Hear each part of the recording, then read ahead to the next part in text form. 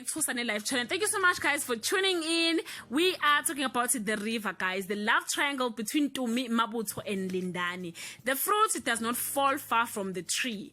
Tumi is just like her mother by being selfish and controlling everyone around her. She asked Lindani to forgive her and instructed the Mokoena family to kick Mabutho out. Maybe she is just afraid that she might go back to Mabutho's arms. We don't know.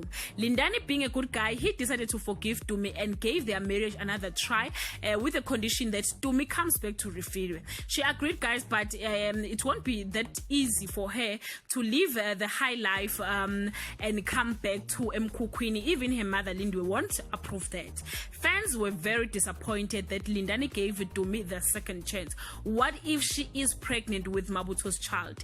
This might just end up with more tears again, and the fans won't be there to comfort Lindani this time. But guys, the truth is, this guy is very humble and boring sometimes, and Mabutho on the other side is charming, and he won't let Tumi to go just like that. The entanglement season 2 is about to begin.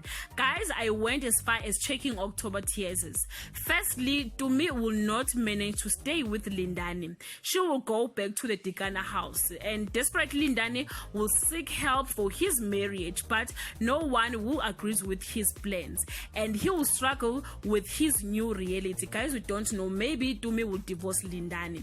Lastly, guys, someone is getting married in the Dikana family, and this is for you to guess. Is it Tumi marrying Mabutho, or she's renewing her vows with Lindani?